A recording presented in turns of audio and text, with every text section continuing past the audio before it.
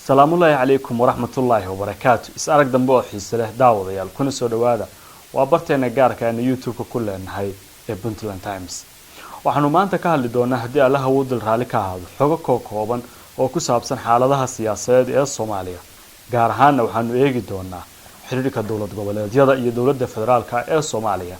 شركة الله فيلا يبش أكتوبر مكرر الصومالية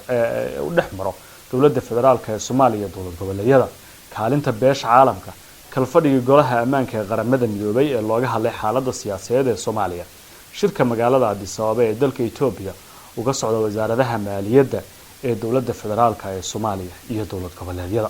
عنو كلو يجدونا هردك السياسية ودحية دولة قبلية هي الدولة الفدرال كالصومالية حكو دبين دونا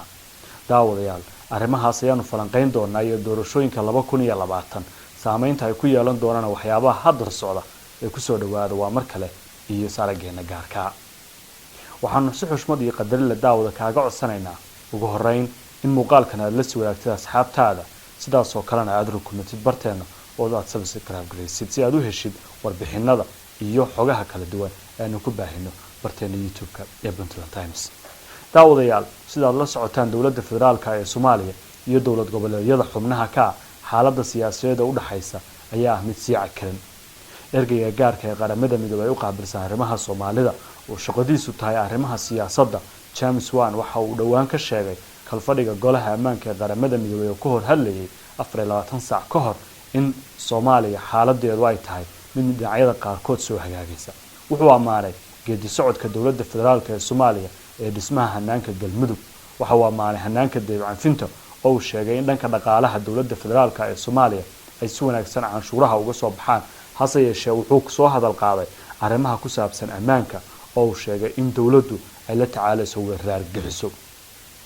sidaas oo kale waxa uu sheegay in looga baahan yahay dhammaan deeq-bixiyaasha caalamiga ah inay gacan ka geystaan si wada jir xaaladda Soomaaliya looga gudbo arrimaha muhiimka ah ee xubadiisa aan diradda saarayna waxay ahayd arrinta doorashooyinka iyo xiriirka dawladaha xubnaha ka dawladda federaalka ee Soomaaliya iyo dawladda federaalka lafteeda u dhaxeeya wuxuu sheegay in xiriirka u dhaxeeya labada dhinac uu yahay mid aan hagaagsanayn wuxuu sheegay inuu gaaray halkii ugu hooseysay isla markaana uu xilka la wareegay iyadoo dhinacyadu hayaan ilaa ay haddana sida ay u kala taagan yihiin wuxuu sheegay in dawladda federaalka ee Soomaaliya ay ka codsatay in faragelin beesha caalamka ay ku samayso doorashadii Kismaayo ka dhacday 22 Agoost waxaana uu sheegay in beesha caalamku arrintaas ay ka baaqsatay isagoo sheegay inaysan doonaynin inay gudaha u galaan arrimaha siyaasadeed ee Soomaalida arrimahan kala duwan ee la jeediyay waxa kale oo uu sheegay inuusan wali muuqan processka ama hanaan isku raacsan yahay oo doorashooyin uga dhici karaan Soomaaliya sanadka 2020 ilaa 2022 waxaana uu sheegay in looga baahan yahay dhammaan deeq-bixiyaasha iyo wadamada oo dhan si wada jir la isugu raaci lahaa doorashada Soomaaliya sida waqtigeeda u qabsoomi lahayd marka arrimaha laga soo gudbo Soomaalida dhexdeeda wala xoog badan ayaa ka jira guddiga dib u eegista hanaanka doorashooyinka dalka ee baarlamaanka federaalka ee Soomaaliya oo dhawaan gudoomiyahoodu magacaabay wali ma soo gudbin hanaanka rasmiga ee doorashooyinka waxay wadaan la tashiyo iyo kor joogteyn waxyaabaha kala duwan ee la xiriira hanaanka ay u dhici karaan doorashooyinka waxa sidoo kale guddiga doorashooyinka madaxa banaan ee dawladda federaalka ee Soomaaliya ay sheegeen inay doonayaan qabashada doorasho hal qof iyo hal cod dhamaadka xilli muddaxileedka dawladda federaalka ee Soomaaliya hadda jirta arrimahaas oo dhan siyaabo kala duwan ayaa looga hadlayaa waxaana la rumaysan yahay in dawladda federaalka ee Soomaaliya madaxdeedu ay jiraan tuhmo la xiriira inay sameyn karaan hanaan ay isku day karaan mar kale ay xukunka kororsadaan arrimahaasi ayaa kamid ah waxyaabaha waaweyn ee dadku ilaa iyo hadda isweydiinayaan madaxda dawladda federaalka ee Soomaaliya gudahooda waxa la sheegayaa inay jirto Britain iyo tartan u dhaxeeya oo ku wajahan arrimaha doorashooyinka gaar ahaan qolo kasta ay doonayso inay u saameynta yeelato gaar ahaan madaxweynaha iyo ra'iisul wasaaraha oo sida muuqata hadda wali aan ku midoobin dhismaha xisbi siyaasadeedka rasmiga ah ay yeelan doonaan hase yeeshee qolo kasta ay doonayso inay gaarkeeda u noqoto musharax taasina waa caqabadaha kale ee hanaanka doorashooyinka ku horgudban marka inta laga soo gudbo oo guddiga laga soo gudbo iyo dalabka caalamiga ah shaki ma leh in dawladaha federaalka ee Soomaaliya ee xubnaha ka iyo dawladda federaalka ee Soomaaliya aad ay isugu khilaafsan yihiin arrimaha ku saabsan geedi socodka doorashooyinka dalka May sanadkan kulan ka dhacay magaalada Garowe Puntland oo ay isugu yimaadeen dhammaan dhinacyada siyaasadda Soomaalidu waa la isku fahmi waayay tubta doorashooyinka waxaana dawlad goboleedyadu soo jeediyeen in la dhiso madal go-aan ka gaarta hanaanka siyaasiga ah oo aan ahayn kulanka amniga qaranka guddiga ah oo ay wadajir ugu jiraan dowladda federaalka madaxdeeda, wasaaradda amniga, wasaaradda gaashaandhigga iyo dowlad goboleedyada. waxay sheegeen intaasi aysan suuragal ahayn laakiin loo baahan yahay madal kooban oo ay leeyihiin siyaasiyiinta hogaaminta siyaasadda Soomaaliya si lamid ah madashii shirka wadatashiga ee lagu go'aamiyay geedi socodkii doorashooyinkii dadbanaa ee dalka xilligii Xasan Sheekh Maxamuud. arrintaasi way diiday dowladda federaalka ee Soomaaliya. sida muuqatana dowlad goboleedyadu waxay weli ku adkaysanayaan doonistooda iyo hardanka ay ugu jiraan inay meel mar ka dhigaan qorshaha la xiriira arrimaha doorashooyinka ee dalka sida ay saameyn ugu yeelan lahaayeen. dowladuna waxay aad u doonaysaa oo waqti badan ay gelinaysaa in iyadoo ay yeelato electoral process-ka soo socda hanaanka ay u dejin lahayd. arrimahaasi waxay noqon doonaan daawadayaal kuwaanu falanqeyno iyo warbixino kala duwan ku samayno asbuucyada iyo toddobaadyada fooda inagu soo haya haddii allaha awoodda leh uu raalli ka ahaado. waxaadna kala socon kartaan bartaana youtube-ka ku leenahay ee Puntland Times adigoo rukumanaya muuqaalka la sii wadaagaya asxaabtaada, sidaasoo kalena hoos noogu reebaya aragtidaada like-tan aan hilmaamin. dhinaca iyo magaalada Addis Ababa haddii aynu eegnana waxaa ka socda shir ay leeyihiin wasaaradaha maaliyadda dowladda federaalka ee Soomaaliya xubnaha ka iyo dowladda federaalka ee Soomaaliya. waxaa kale oo kulanka jooga beesha caalamka gaar ahaan bangiga adduunka, hay'adda lacagta adduunka iyo cid kasta oo arrimaha maaliyadda ee caalamka shaqo kule gaar ahaan hanaanka deyn cafinta ee dowladda federaalka ee Soomaaliya deymaha lagu leeyahay.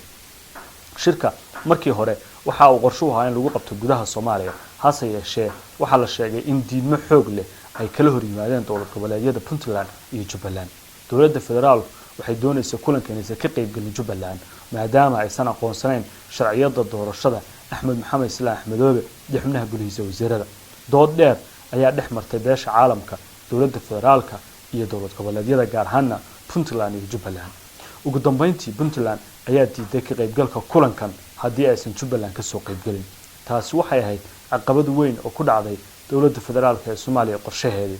kulanka lama baajin karin, lagumana qaban karin magaalada Muqdisho sida dowlad goboleedyadu ay ka cawdeen. sidaas oo kalena suuragal ma ahayn in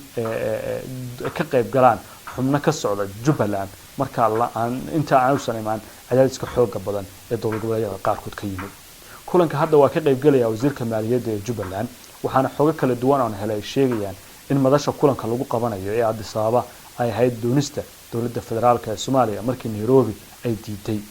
sidaas oo kalena Muqdisho ay diideen dowlad goboleedyada qaarkood oo sheegay inaysan isku halayn karin dowladda federaalka ee Soomaaliya gaar ahaan dhacdadii wasiirka amniga wixii ka dambeeyay Jubbaland qabashadeeda ay keentay mas'uuliyiinta Jubbaland ay aad uga walwalaan xaaladooda maritaan ee magaalada Muqdisho.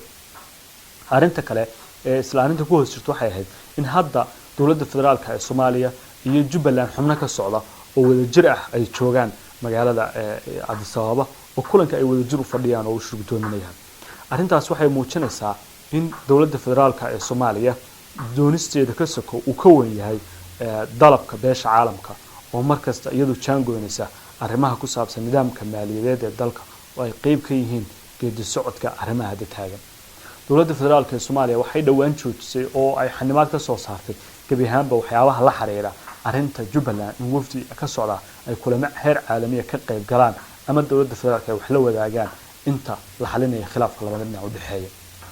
bishan October ee fooda inagu soo haysa labadeeda iyo kowdeeda ilaa iyo 10keeda waxaa la filayaa inta u dhaxaysa inuu dhaco kulan heer caalami ah oo dhex mari doona Soomaalida iyo caalamka. kulankaas waxaa aad diiradda loo saari doonaa hanaanka doorashooyinka dalka ee 2020 ilaa 2021. waxaa kaloo la eegi doonaa khilaafka sida xal waara looga gaari lahaa. haddii la xalin waayana shaki ma leh in la mari doono qorshe iyo khidad ay soo dejiyeen wakiilada caalamiga ah ee Soomaaliya taageera. khidadkaas oo haddii lagu dhaqaaqana ay ka dhigan tahay in road mapkii 2011 dib loo soo celiyay.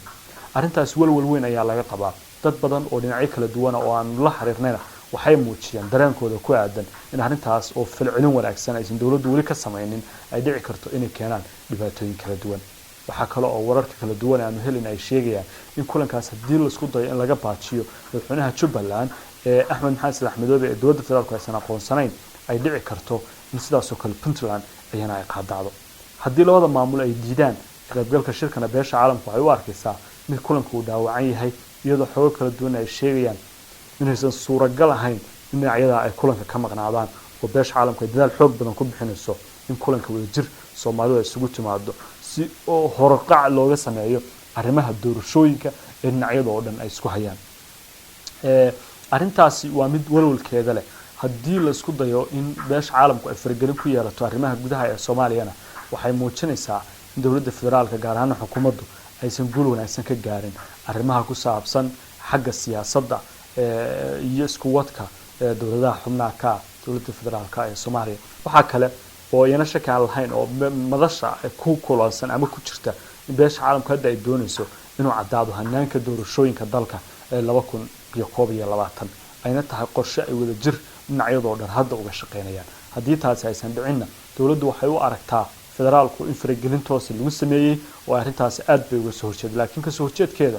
qodobo badan ama sharciyad badan ma sameeynayo ay leeyihiin dadku maadaama beesha caalamku ay tahay cidda bixisa dhaqaalaha siyaasiyiinta Soomaalida ku baxa dawladda federaalka ee Soomaaliyana iyo dawlad goboleedyada taageero caalami ay ka helaan beesha caalamka lama garanayo waxay ku dambeyn karto iyadoo doorashada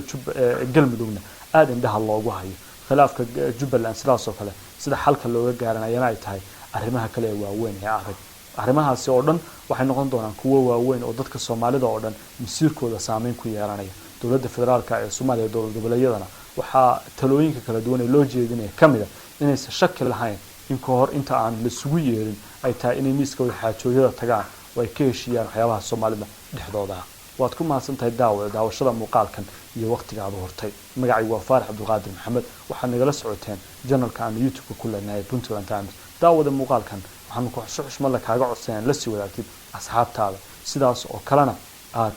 rukumatid barteena oo subscribe aad tiraahid hoos noogu reeb aragtidaada commentiga sidaas oo kalena like-ta ha hilmaamin salaamu alaykum wa rahmatullahi wa barakaatuh Somali, Somali,